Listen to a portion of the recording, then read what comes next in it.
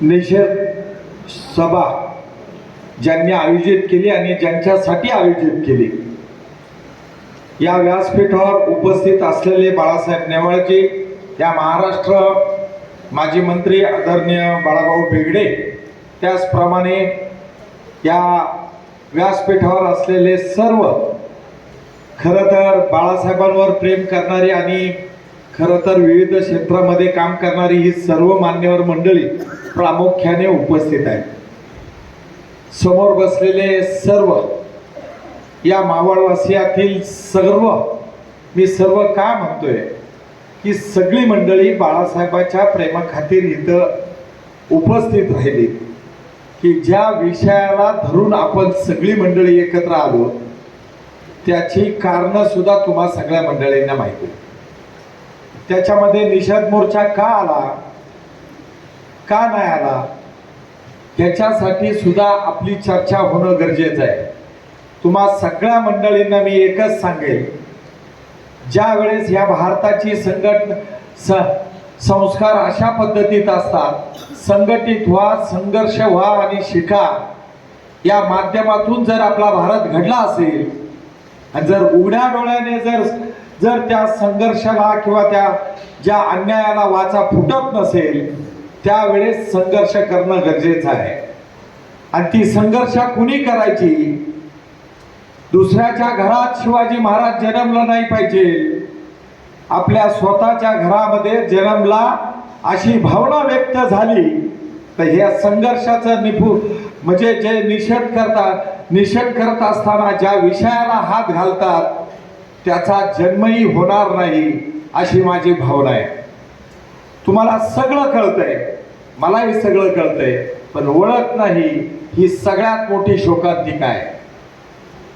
तुम्हाला सगळ्या मंडळींना माहिती आहे, आपण संघटनेच्या माध्यमातून अनेक विषयाच्या माध्यमातून आपण काम करतो.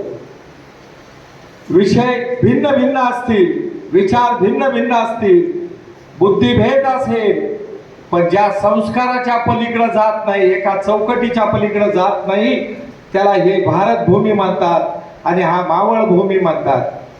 म्हणूनच अनेक संघटनेच्या माध्यमातून आम्ही सुद्धा राष्ट्रवादी काँग्रेसचं काम करतो, बाळासाहेब सुद्धा करतात, भाजपचे करतात, सेनेचं करतात, त्याच्या पलीकडे RPI सुद्धा करतात. यांचा विचार सगळी मंडळी एका पक्षात जात नाही, त्या विचाराची धारणा वेगवेगळी असते. तुम्ही विचार मांडत असता, विचाराला धरून आपण त्या पक्षामध्ये काम करत असतो. त्या पद्धतीमध्ये मगाशी उल्लेख झाला की बाळासाहेबांनी काय केला, आलेख केला. एक जाहीरपणे मी सांगतो, ज्यावेळेस दादांची माझी भेट झाली होती त्यावेळेस बाळासाहेबांनाही कळालं ते की मी या मावळ तालुक्यामध्ये राष्ट्रवादी काँग्रेस वाढवण्यामध्ये सगळ्यात मोठा हात बाळासाहेबांचा आहे.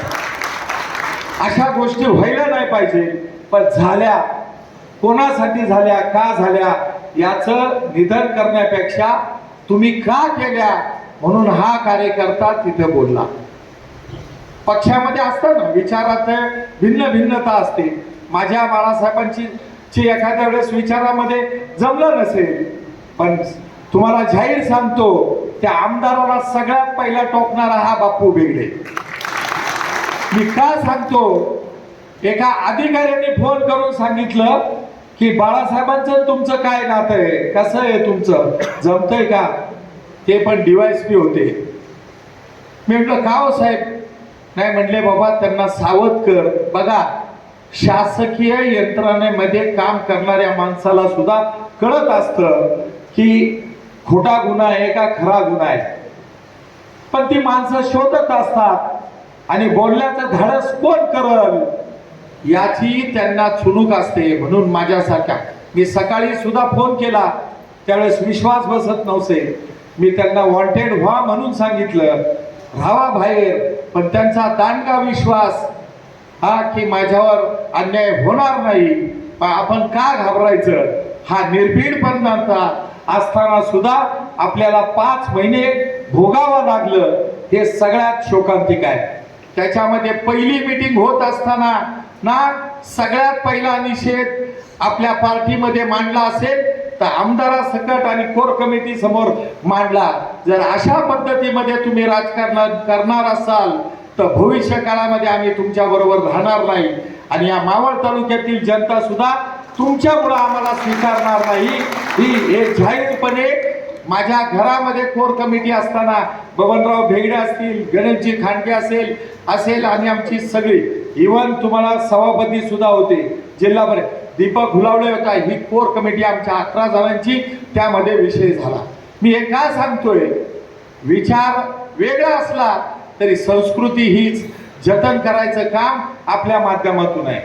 मान्य आहे. अनेक आमदार तुम्ही सगळे बघितले असाल, अनेकांना मंत्री म्हणून तुम्ही पाहिलं असेल, अनेकांच्या ताब्यामध्ये पॉवर सुद्धा आली असेल.